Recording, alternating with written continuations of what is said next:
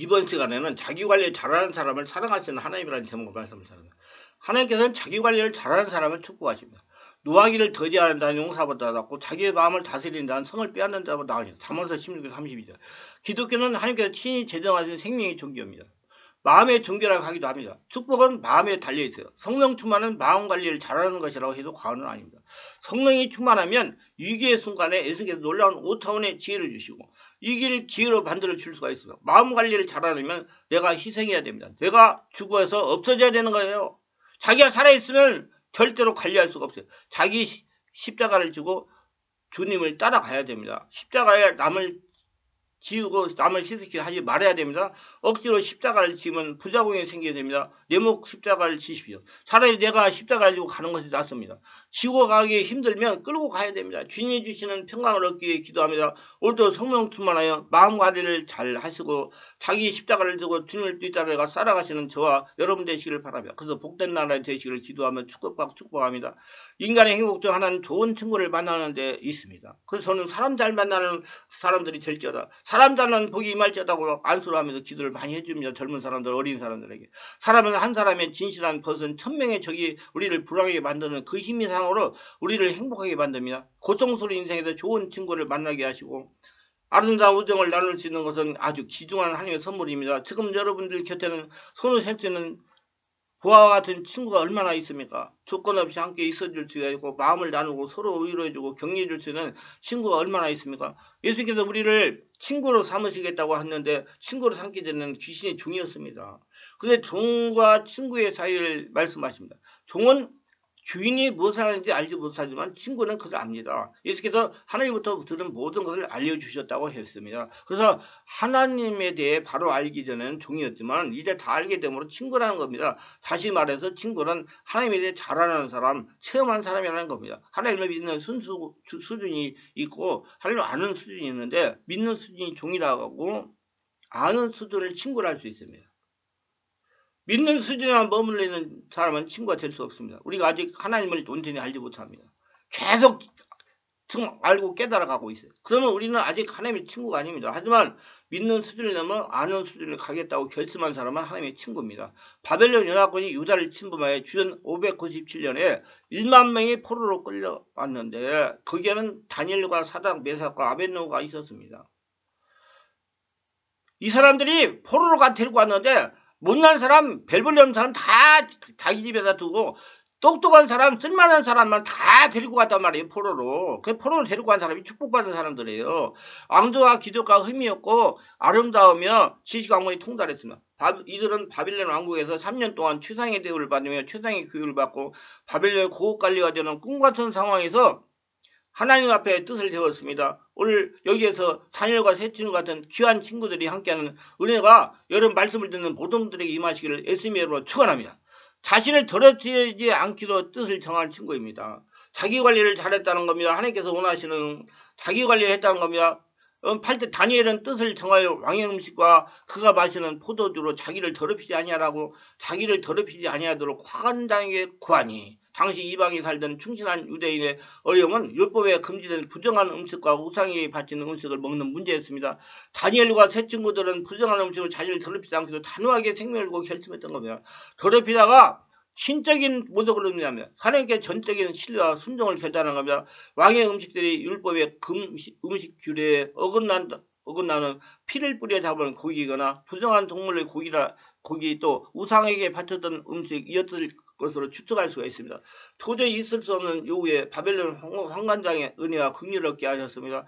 황관장에게 결코 허락할 수 없는 중대하고 위험한 일이었으나 오히려 황관장이 목숨을 걸고 달려갈 새 친구들에게 그들 뜰 세울 수 있도록 기회를 주었던 것입니다. 기독교 놀라운 축복과 비밀은 하나님이 사람을 통해서 일하시고 말씀하신 데 있습니다. 우리가 그것을 인간의 말을 치부하고 넘어갈 때 말씀해요. 오늘 왜 이렇게 설교 말씀이 기분이 나쁜 거야? 하면서 넘어갈 때도 많습니다. 그러나 하나님이 사람을 통해서 하시는 말씀은 진짜 나에게 하시고 싶은 말씀이 만분일도 되지 않습니다. 그러면 말씀을 들을 때 내 믿음이 너무 부족하니까 하나님 원래 하시라는 말씀을 많이 희석해서 전달하시는 거라고 생각해야 됩니다. 하나님이 경외하는 것은 내 귀에 들리는 말씀을 하나님의 말씀으로 듣고 인정하는 것입니다. 하나의 가설이나 제안으로 생각하고 넘겨버리는 것이 아니라 그 말씀을 절대적인 하나님의 음성으로 바꿔 말씀 앞에 내 생각의 흐름을 멈춰야 됩니다. 내 생각은 초시계처럼 한순간도 쉬지 않고 째깍째깍 진행하고 있습니다. 그러나 이것은 진짜 하나님의 나에게 하시는 말씀이다라는 생각이 드는 순간에 그 초시계를 멈추고 말씀에 집중하며 그 말씀에 순종해 걸음걸이를 옮겨야 됩니다.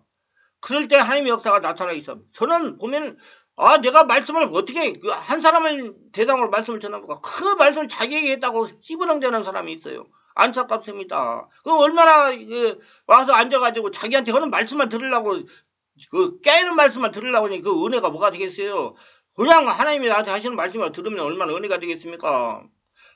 그렇게 할 때 하나님의 역사가 나타나기 시작합니다. 하나님이 우리에게 원하시는 것은 완벽한 신앙이 아닙니다. 말씀을 잠깐 주춤하면서 조그만 방향을 들어도 그분은 은혜를 주시고 형통케 하시며 영광을 경험하게 하십니다. 혼돈 속에서 딱 한 걸음만 옮겼을 때 내가 너와 함께하노라 하고 응답하시며 책임지십니다. 다니엘과 세 친구들이 아직 어리고 부족해서도 하나님의 말씀대로 살려고 뜻을 정하였을 때 하나님 기뻐하시고 앞날에 형통하던 은혜를 주셨으며 다니엘의 행동을 어른들이 보았을 때 너무 무모하고 철없는 행동으로 보였을 것이며 하나님은 너무나 귀하게 보셨고 감동하셨습니다. 오늘 세상에 모두에게 너무 힘듭니다. 죽기 직전입니다. 불경기라 너무 고통스럽다고 그러잖아요. 모두가 지치고 피곤하고 바쁩니다. 어른들은 먹고 사는 문제가 큽니다. 노인들은 노후 문제가 심각합니다. 뜻이 없고 뜻을 세우기가 어렵습니다. 너무 급하고 힘들게 뜻을 정하지 못합니다. 다니엘과 세 친구들도 바벨론 포로로 생활을 하면서 만만치 않았을 것이고 목숨을 걸고 뜻을 정하기가 어려웠을 겁니다. 뜻을 정하지 않으면 뜻없는 상해가 됩니다. 우리 모두 어렵고 힘든 세상이지만 부모와 자녀들이 하나님 앞에 뜻을 정하여 자신을 더럽히지 아니하는 청결한 삶과 신앙을 유지하는 성도들이 다 되시기를 주 예수 이름으로 축원드립니다. 뜻을 정하는 친구를 더 좋아지게 하시는 하나님이시며 자기 몸을 우상 숭배의 음식으로 채우지 않기를 뜻을 세웠습니다. 왕의 진미를 먹지 않겠다고 각오를 단단하게 합니다. 다니엘서 14장 15절에 그가 그들의 말을 따라 열흘 동안 시험하더니 열흘 후에 그의 얼굴이 더욱 아름답고 살이 더욱 윤택하여 왕의 음식을 먹은 다른 소녀들보다 더 좋아 보이니라. 환관장은 궁중의 술과 떡을 맡은 주방장 같은 직임입니다. 다니엘과 세 친구들이 왕이 주는 음식과 포도주 대신에 채식과 물만 마시겠다는 제안에 환관장이 일단 거부했으나 다니엘은 체념받지 않고 열흘 동안 시험한 후에 결정하도록 그렇게 주었습니다. 열흘 동안 다니엘과 세 친구들이 얼굴이 왕의 음식을 포도주를 마신 다른 바벨론 소녀보다 더욱 얼굴이 아름답고 살이 윤택하여 좋아 보였습니다. 건강과 외모가 돋보이게 되었습니다. 확실히 보증의 역사로 증명이 된 겁니다.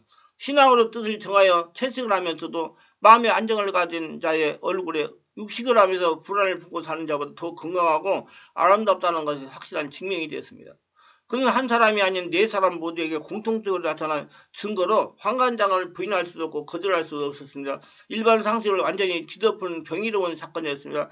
감독관은 상관인이 환관장에게 허락을 받았을 것이고 환관장은 왕의 허락을 받았을 것입니다. 여호와의 신앙에 고수하고 뜻을 정하여 자신을 더럽히지 않았던 다니엘과 세 친구들의 승리가 굳어졌습니다. 누구도 상상할 수 없는 믿음의 승리였습니다. 하나님의 역사이며 승리인 것입니다. 이런 믿음의 체험적인 신앙이 있었던 소년들이었습니다. 믿음의 어른이며 대장부들이며 초췌하여라는 말과 극단적인 되돌리는 말이나 다니엘과 세 친구들은 하나님의 은혜로 건강하고 안색이 좋았으므로 자신들의 신앙을 따라 왕의 짐을 먹자는 대로 허락을 되었습니다. 뜻을 정하는 일은 큰 대가를 치르는 일이지만 대가 이상의 열매와 결과를 얻게 됩니다. 어떤 뜻도 정하지 않고 어떤 대가도 지불하지 않으면 아무것도 없고 아무것도 아닌 인생의 뜻이 됩니다. 뜻을 정하여 자신을 더럽히지 아니한 다니엘과 세 친구들처럼 하나님께서 여러분의 가정과 자녀와 검사에 더욱 아름답고 윤태가 좋아지는 은혜가 충만하시기를 주 예수 이름으로 축원드립니다. 뜻을 정한 친구들은 10배나 뛰어나게 하시는 하나님이십니다. 왕이 그들에게 모든 일을 묻는 자 중에 지혜와 총명의 온 나라의 박수와 술객보다 10배나 나은 줄 아니라 하나님이 다니엘과 세 친구들과 학문과 서적을 깨닫게 하시고 지혜를 주셨고 다니엘은 환상과 꿈과 을 깨달아 알게 했습니다. 3년간 교육을 받으니 놀라운 지적 성장을 있었습니다. 영적 성장이 있었습니다. 하나님의 은혜로 얻어진 것입니다. 교육을 끝낸 그들은 왕의 부름을 받고 비로소 느부갓네살 왕을 배열한 것입니다. 왕은 교육받은 소년들에게 여러 가지 질문을 했는데 다니엘과 세 친구들 같은 지혜로운 소년들이 없었던 겁니다. 비교가 됐던 거예요. 소년들뿐만 아니라 온 나라 박수와 술객보다 10배나 나았다고 했습니다.